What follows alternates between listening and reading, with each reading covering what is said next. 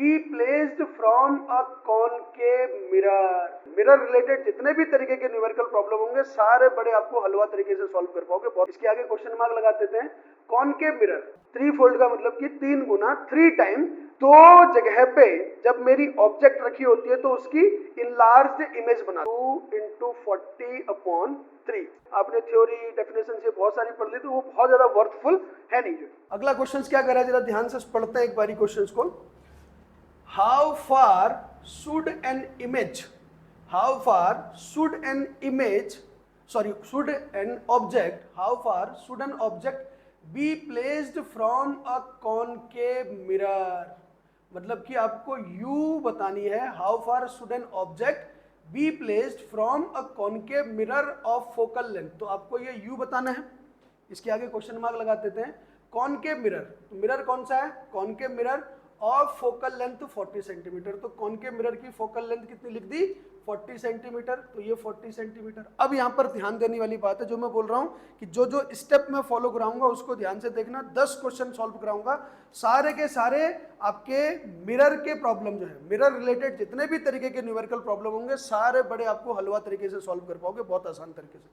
तो ये क्या हो गया, कॉनकेव मिरर। तो कॉनकेव मिरर की फोकल लेंथ हमेशा नेगेटिव में, कॉनकेव मिरर की फोकल लेंथ हमेशा नेगेटिव में। अगर इन चीज़ों में किसी बच्चे को कंफ्यूजन है तो इसी चैनल पे मैंने 2 वीडियोज और भी डाल रखे हैं, उससे रिलेटेड वीडियो हैं जहाँ पर आप साइन कन्वेंशंस, कब प्लस होता है कब माइनस होता है, ये मैंने बहुत ज़्यादा डिटेल में सारी चीज़ें डिस्कस करके, you can refer to those videos also. तो अभी यहाँ पर आते हैं। तो f इक्वल टू कितना हो जाएगा, -40 सेंटीमीटर।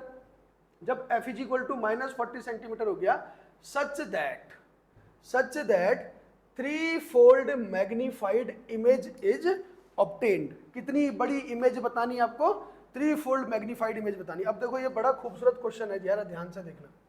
ये क्वेश्चन क्या है, बड़ा ही खूबसूरत नेचर का है, थोड़ा सा ध्यान से देखिएगा इसको।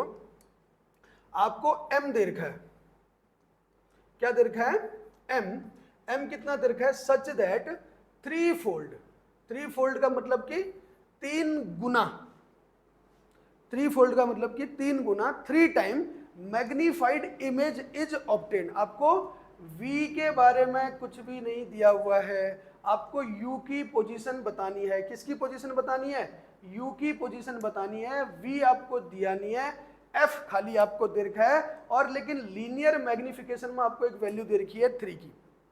अब यहां से एक बड़ा खूबसूरत सी चीज या एक जो इंपॉर्टेंट चीज है वो दिमाग में रखने की है।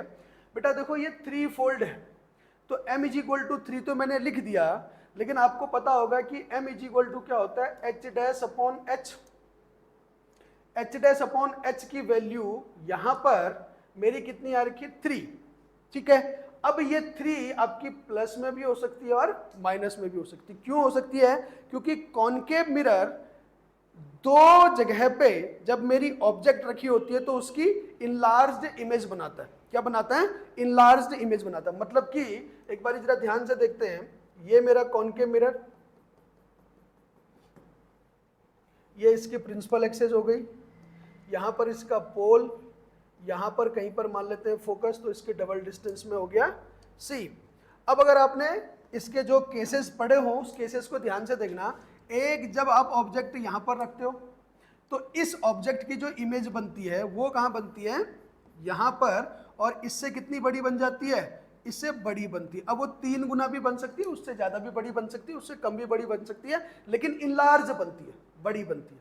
तो एक केस तो ये वाला हो गया। अगर ये वाला केस होता, अगर ये वाला केस होता तो आपका जो h है वो किस में, प्लस में, क्योंकि ऑब्जेक्ट हमेशा प्रिंसिपल एक्सिस के ऊपर की जाती है, प्लस में। और इस केस के लिए जो आपका h' होगा, h' किस में होगा, माइनस में होगा, साइन कन्वेंशन के अकॉर्डिंग, क्योंकि ऑब्जेक्ट आपकी प्रिंसिपल एक्सिस से नीचे है।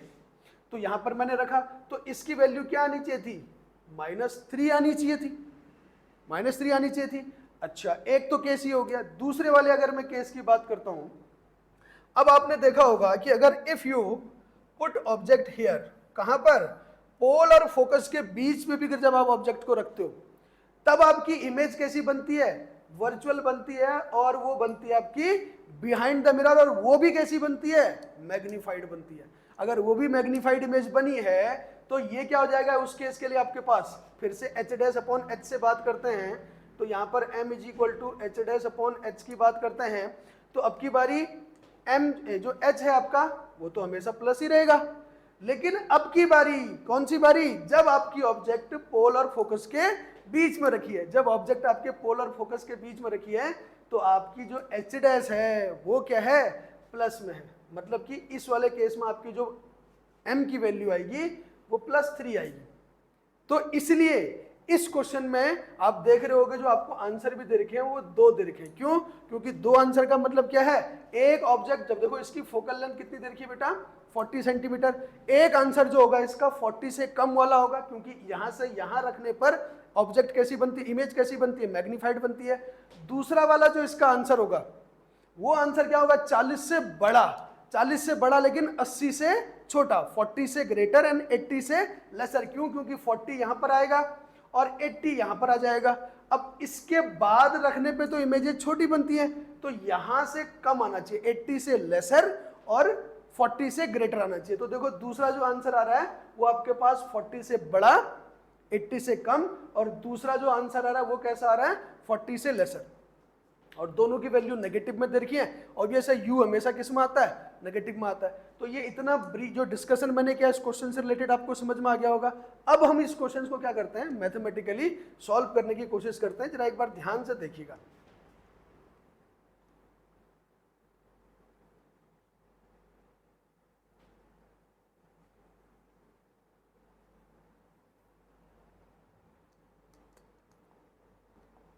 हम ले लेते हैं, आपको बेटा m इज इक्वल टू दे रखा है 3, लेकिन ये 3 कैसा होता है, प्लस में और माइनस में दोनों ही हो सकता है। हाँ, अगर इस केस में आपसे ये कहा होता such that a 3-fold real image is obtained, real बोल दिया होता, यहां पर एक नया शब्द उसने डाल दिया होता रियल इमेज, तो रियल के केस में इमेज कैसी बनेगी, इन्वर्टेड, एच डैश कैसा, नेगेटिव में, जब एच डैश नेगेटिव में होगा तो फिर आपके पास m की वैल्यू कैसी आएगी, -3 आएगी, या फिर इसी में आपको क्या बोल देता, 3-fold virtual image is obtained. अगर वर्चुअल इमेज ऑब्टेन कर देता तो फिर आपको यहाँ पर क्या लिखते हैं, एच डैश प्लस में होता है, एच तो हमेशा ही प्लस में होता है, उस केस में m क्या होता है आपके पास +3 होता है। लेकिन यहाँ पर ना तो इस क्वेश्चन में इसने क्या बोल रखा है, रियल बोल रखा है, ना वर्चुअल बोल रखा है, तो हम दोनों ही केसेस को कंसिडर करके चलेंगे।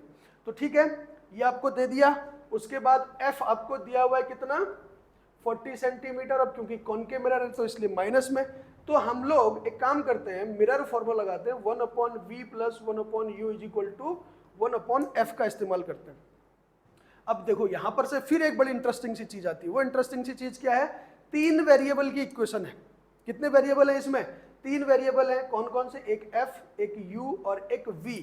तो आपको मैथमेटिक्स से भी ये बात पता होगी, अगर हमारे पास 3 वेरिएबल की इक्वेशन है तो उस इक्वेशन को सॉल्व करने के लिए हमें कम से कम 2 वेरिएबल पता होने चाहिए, तभी जाके मैं तीसरे की वैल्यू निकाल सकता हूं। अब लेकिन यहां पर अगर मैं देखा जाए तो मुझे सिर्फ और सिर्फ एक ही वेरिएबल की वैल्यू दे रखी है, दैट इज f। तो फिर मुझे दूसरा वाला वेरिएबल ढूंढने के लिए थोड़ी सी दूसरी तरीके की ट्रिक लगानी पड़ेगी, और वो ट्रिक इसने क्वेश्चन में खुद ही दे रखी है, मतलब वो जो एक्स्ट्रा जानकारी है, एडिशनल इंफॉर्मेशन है, वो इसने क्वेश्चन में खुद ही दे रखी है। That is what, that is m की वैल्यू दे रखी है। तो m की वैल्यू से मैं इन दोनों के बीच में एक रिलेशन डेवलप करने की कोशिश करूंगा, और उसमें से v की वैल्यू को मैं रिप्लेस कर दूंगा in terms of the u। क्यों कर दूंगा, क्योंकि मुझे इसमें u ही पूछ रहा है, इस क्वेश्चन में मुझसे क्या पूछ रहा है, u पूछ रहा है, तो इसलिए मैं इस v की वैल्यू को रिप्लेस करने की कोशिश करूंगा in terms of the u। तो स्टार्ट करते हैं, तो पहले ले लेते हैं एक केस, इफ m = +3, इसको दूसरा इस तरफ करेंगे। इफ m = +3 तो हमारे पास क्या होता है बेटा, m की वैल्यू क्या होती है, -v/u, एक फॉर्मूला हम लोग जानते हैं। तो m की वैल्यू रख दी मैंने 3, तो यहां से -v/u करा, तो आगे मैं इसको अगर सॉल्व करता हूं तो क्या हो जाएगा, देखो यहां से v = -3u, मैं ये लिख सकता हूं इस वाले चीज को। अगर आप देखो ये u इधर जाएगा, ये v इधर आएगा, v की का माइनस इधर लेके जाना, तो v = -3u आ जाएगा। अब इस v की वैल्यू को इस वाले इक्वेशन में पुट कर देता हूं, तो इस वाले इक्वेशन में जब मैं इसको पुट करूंगा तो क्या आएगा, 1/-3u plus 1/u is equal to 1/-40, क्योंकि 40 था ये, f की वैल्यू 40 थी और माइनस का साइन मैंने ऊपर डाल दिया। ठीक है, यहां से भी इस वाले माइनस को मैं ऊपर डाल देता हूं, तो नीचे एलसीएम कितना आ जाएगा आपके पास, 3u आ जाएगा। 3u से 3u कैंसिल आउट, ये आ गया -1, u से u कैंसिल आउट, यहाँ पर आपके पास आ गया 3। तो this will be equal to 1/40। ठीक है, अब अगर मैं इसको आगे सॉल्व करता हूँ तो आप ध्यान से देखना, ये क्या बन जाएगा, 2/3u इज इक्वल टू -1/40। तो मैं इसको क्या करता हूँ बेटा, u को इधर ले जाता हूँ, इसको इधर ले जाता हूँ, तो u is equal to minus sign इधर शिफ्ट कर देते हैं, 2 × 40/3, तो ये कितना हो जाएगा, 80/3। u is equal to -80/3। जब मैं इसको -80/3 करूंगा तो आप इसका आंसर क्या पाओगे, इसका आंसर पाओगे -26.7 के आसपास सेंटीमीटर में, जो ये आंसर तिरखा है इसके बराबर। ये आप ये वाली चीज को आप लोग डिवाइड वगैरह कर लेके कैलकुलेट कर लेना, आंसर यहाँ पर आ गया। अब अगर मैं दूसरे तरीके से इसको सॉल्व करता हूँ, मतलब जो दूसरा केस है इसका, एक बारी मैंने m इज इक्वल टू +3 लेके चल कर लिया सॉल्व। अब मैं क्या करता हूँ, m इज इक्वल टू -3 लेके करता हूँ सॉल्व। तो फिर मैं लिखता हूँ if m is equal to -3 अगर है तो। ठीक है, फिर से अगेन वही मिरर फॉर्मूला, और उस मिरर फॉर्मूला में again same procedure we will do, मतलब कि इस इस v को हम लोग क्या करेंगे, रिप्लेस करने की कोशिश करेंगे और इस पूरी की पूरी इक्वेशन को दो वेरिएबल के फॉर्म पे लाने की कोशिश करेंगे, क्योंकि दो वेरिएबल की इक्वेशन हम सॉल्व कर सकते हैं अगर मेरे को एक वेरिएबल का वैल्यू पता हो तो। ठीक है जी, यहां से m इज इक्वल टू मैं फॉर्मूला लगाऊंगा -v/u। m is equal to आपको दे रखा है बेटा जी -3 इज इक्वल टू -v/u। ये माइनस से माइनस कैंसिल आउट, तो यहां से आपके पास v इज इक्वल टू कितना आ जाएगा, 3u। अब फिर आप इस v को इस वाली इक्वेशन में पुट करोगे तो क्या आएगा, यहां पर से आपके पास 1/v की जगह पे क्या लिख सकता हूं मैं, 3u, ये वाली वैल्यू लिख सकता हूं, प्लस 1/u की जगह पे 1/u और 1/f की जगह पे -1/40, क्योंकि वो तो फोकल लेंथ तो पहले से गिवन है। ठीक है जी, इसका एलसीएम लिया, यहां से आ गया आपके पास 3u, तो ये 3u से 3u cancel out 1 plus u से u कैंसिल आउट 3, ये आ जाएगा -1/40। तो ऊपर अब की बारी आपके पास आ गया 4, ऊपर अब की बारी आपके पास आ गया क्या, 4/3u इज इक्वल टू -1/40।